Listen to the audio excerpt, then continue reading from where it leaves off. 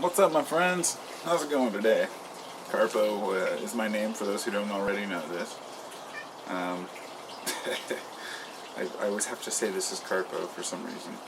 I've grown used to making these videos over the past few years, and I've grown used to talking to the camera and picturing individual people, perhaps my subscribers, and my view of what they may look like or be like. It's an interesting concept, you know. Honestly, some people forget that I don't remember specific names and relate them to screen names very well. Thinking about this, I'm pinning names to a few people that I've talked to. And it's cool. I mean, you know, our memories only hold so much information. Oh, my name is Josh, by the way, for those who don't know. And it's pretty cool because, you know, after doing this for a while, I got to know a lot of different people. And one of the things that's been very rewarding about this channel, making videos, now, I don't even call it a channel, because I mean, a channel implies content.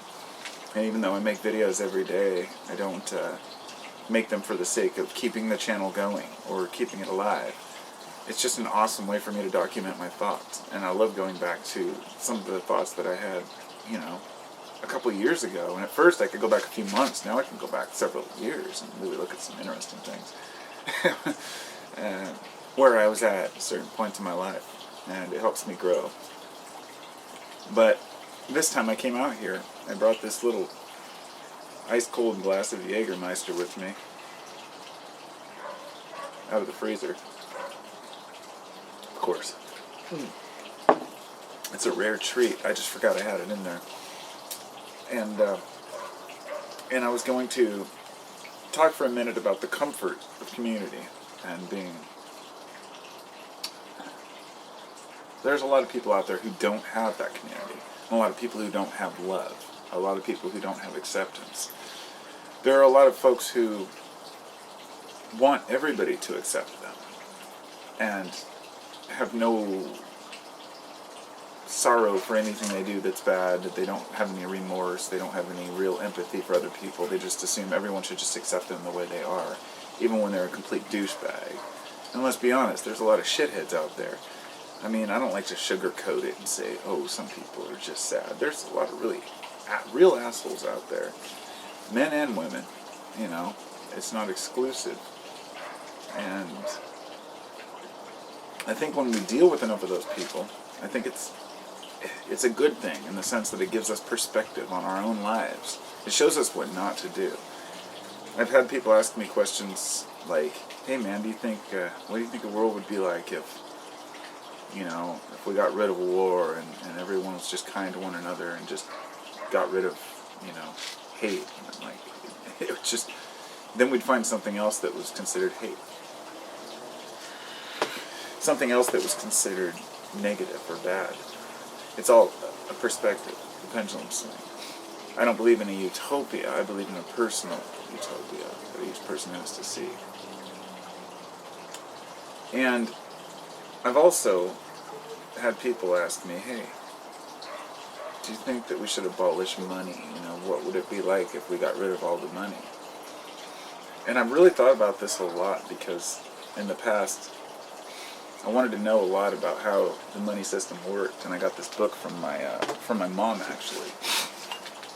And she got it when she took this class that was basically a tax-defeating class or something, where they would show you, you know, your rights and where you shouldn't have to pay taxes. And I don't remember the results of that or the outcome or if she gained anything from that, but the one thing she was told to buy was a book. And it's about this thick, and it's called The Creature from Jekyll Island. And Jekyll Island is the name of the island where they print our money. And for those who don't know, the Federal Reserve Bank is not even part of the U.S. government. The Federal Reserve, the people that determine how much money goes out are not part or answer to us as people. Most people don't realize this. It's such a simple thing. Yes, the people who print your money are not answerable to the people who are using the money. It's always been this way. I think since 1913, so it's been about 100 years, and it'll probably continue. So, anyway, with this problem and the idea of inflation that people don't realize the hidden tax, because that's what inflation is. You know, people think inflation is a normal part of life. I'm like, is it?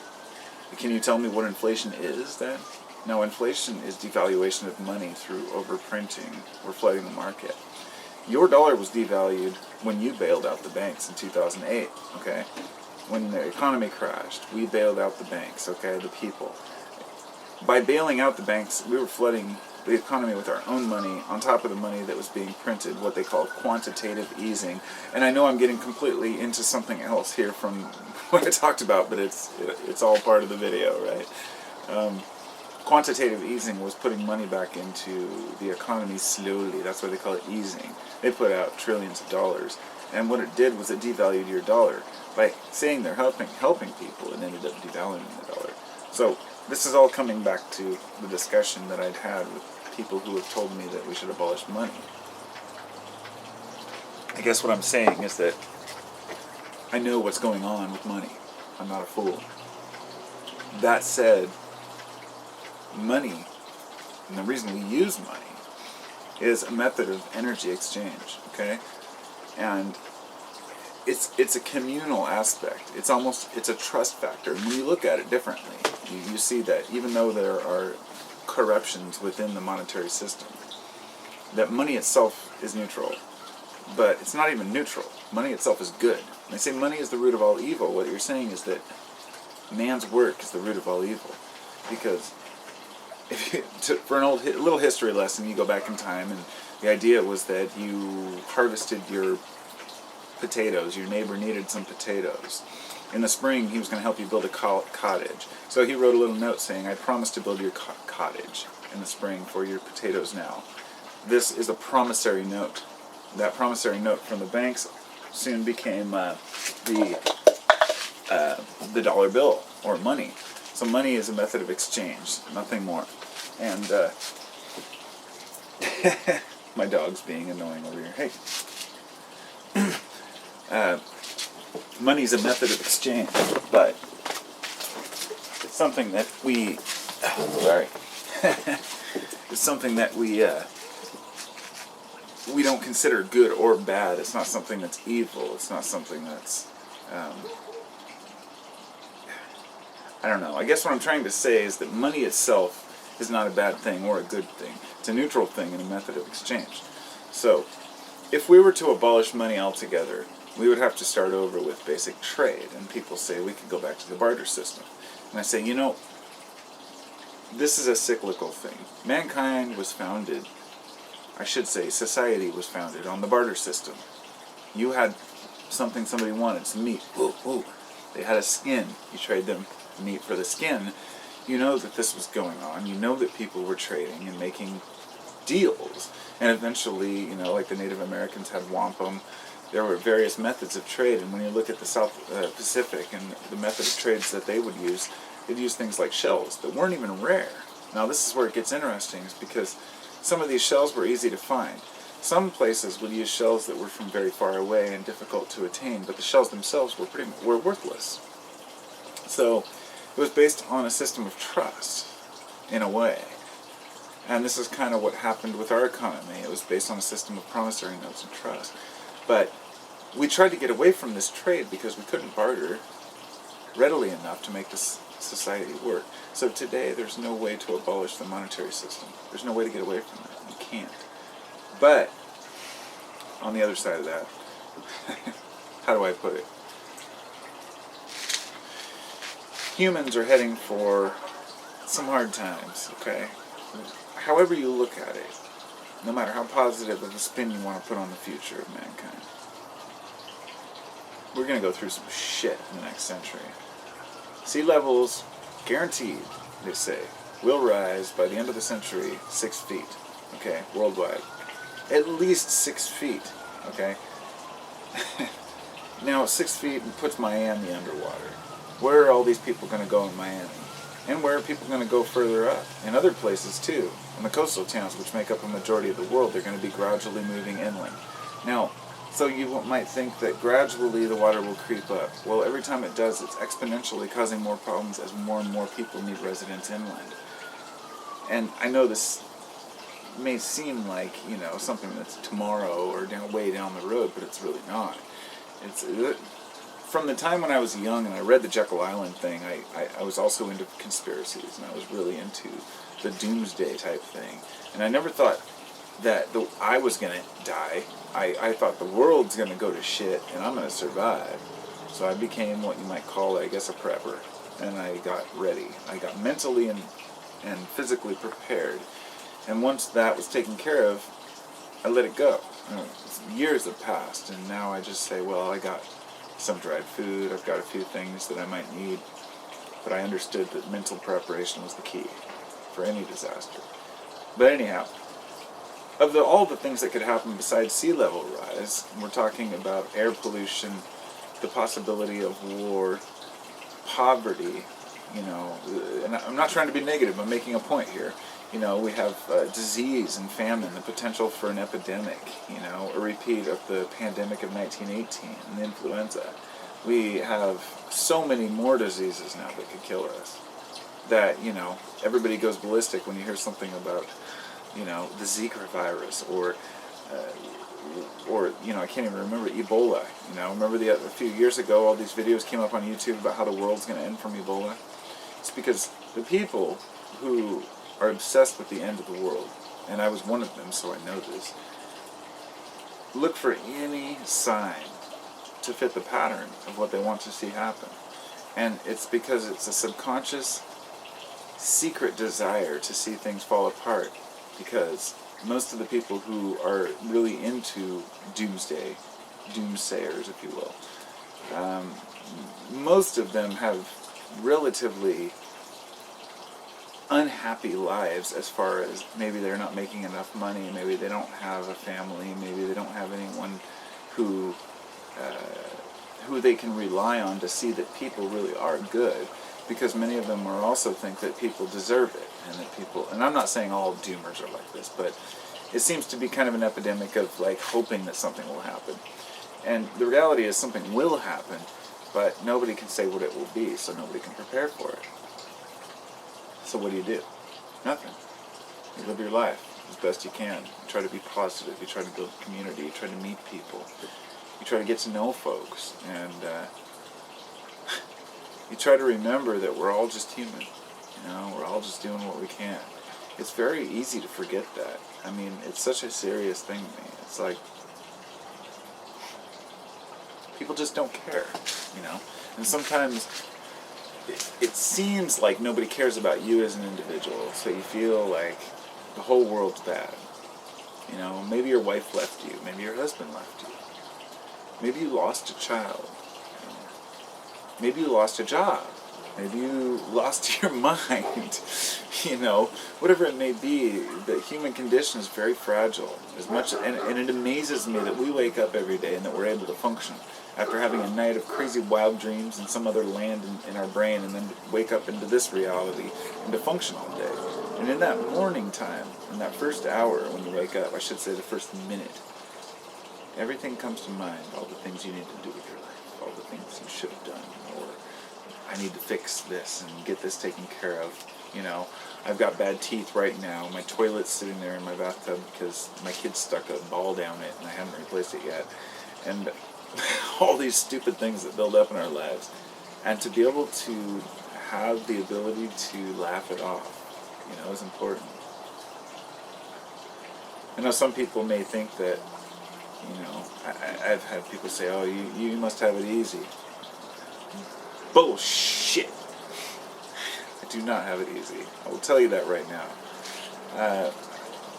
I have it easy in the sense of the way that I think about things is I try to be as positive as possible. And this is because I faced adversity. I grew up with, I moved around a lot, let's just say. After the time I was 9, we moved all over the place. Beaverton, Hillsboro, Oregon City, Lake Oswego, it goes on. And the first day of 6th grade, I got picked on by the bully of the school, my first day at a new school, and the bully chose me as the guy he was going to pick on all year. 7th and 8th grade, I was sent to this drug treatment thing, even though I'd never even done drugs. And then the first day of freshman year, my father dies, or sophomore year, I guess. And then I go to school the next day, you know. And then I make it all the way through high school and don't graduate, almost enough credits, you know. And then go on through life trying to do what everybody else does, get a job. And, you know, I was fortunate enough to meet my wife when I was 23, and I love her so much. She's like the light of my life. I mean, she is the one who has helped direct me and keep me on my path without interfering. And I say that because so many people have significant others that hold them back or make them feel inferior, like they're not worthy. Sometimes it's out of jealousy, sometimes it's out of hatred, sometimes it's just out of spite, sometimes it's out of, a hidden desire to break up and not wanting to. And I don't talk about my family much and I realize why. It's because my family life works. But anyway, that's the point. Here I am, saying my life's hard and I'm talking about how much I love my family. It's because it's such an important part of my life. My mother loves me.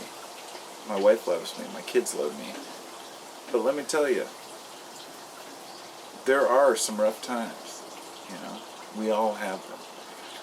And I'm grateful to have what I have, you know, with my family. What I was thinking earlier was about family conflict and how some people think that, you know, that the reason why I don't have a lot of family conflict, this is something I just realized today, it's actually, came to the conclusion to talk about it today, but I've been thinking about it for a long time. I don't have much family, so therefore I don't have much family conflict. My wife's family is rather large. When I first met her, it was overwhelming to me. You know, they'd have like 20, 25 people over at like a holiday. You know, I was like, whoa. Okay, maybe like 15, but it could be up to 20, 25. And for me, it was always my mom, my brother, and I, since my dad died when I was 15. So I was kind of shocked, taken back. I'd kind of resist, sit back in the corner, you know, mind my own business. But I am a very interactive, talkative person, so I enjoyed meeting new people. Well, her family had their own thing where, you know, everybody, you know how families are. All different types of conflicts went on. But in our family, it was always one thing or another. Like either my brother was distant or my mom was talking to me about my brother or talking about my brother about me, whatever it may be, but it's never anything big. It's always some small thing like, oh, you know, why doesn't Nick call? Why doesn't Josh call? Because we love each other, we don't ever scream or fight or say I hate you or anything like that, because those are things that we think are just preposterous, but other people do it all the time. And I forget this, you know. I forget that other families scream things like this, obscenities, to hate, hurt one another.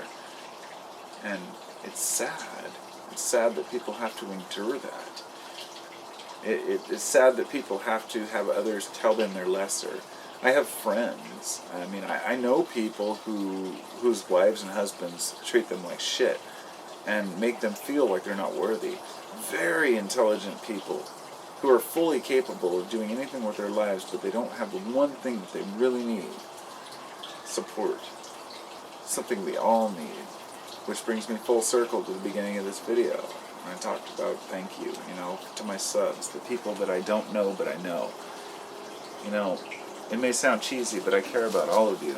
I care about your lives. I care about everyone's life. Because the happier you are, the nicer your comments and responses are to people around you. Therefore, the nicer their responses are to others, and it may come back to you, or back to me. And it's a full cycle of respect to one another.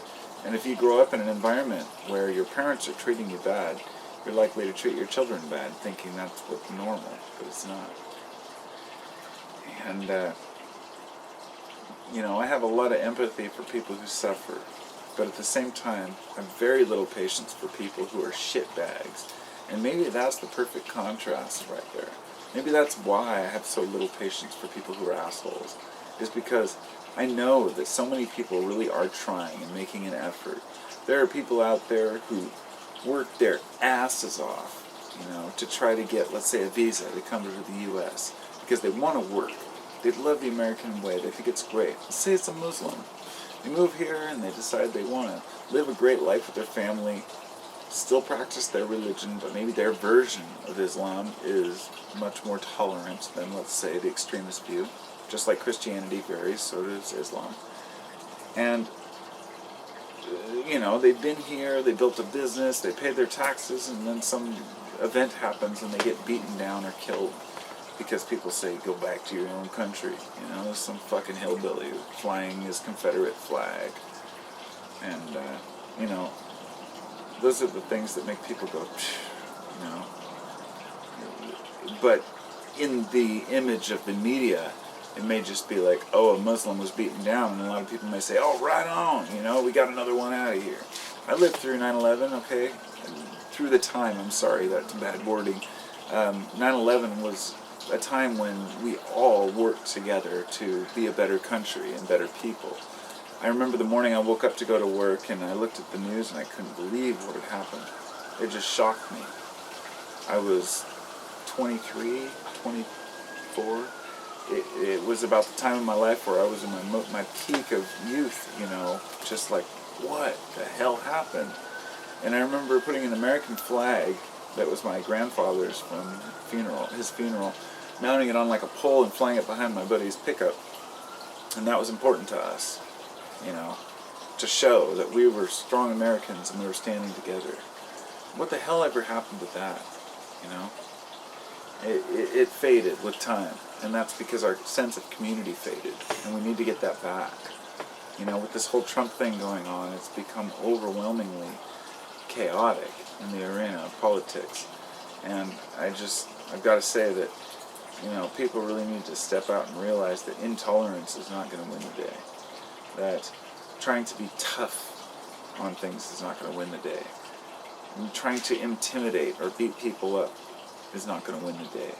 People like Donald Trump, they've spent their entire life accumulating wealth, not giving a fuck about you, not giving a fuck about anything in this country. And there are people out there who believe his rhetoric because they're too unintelligent to actually search out the meaning of being alive. And I'm not talking about unintelligent in the sense they're uneducated people. Plenty of educated, wise people, I should say educated people, are voting for Trump, but not wise people, because wise people understand the implications of acting the way that he's acting. And this isn't bringing the country together, it's dividing the country, and that's why I feel the way I do about this, you know.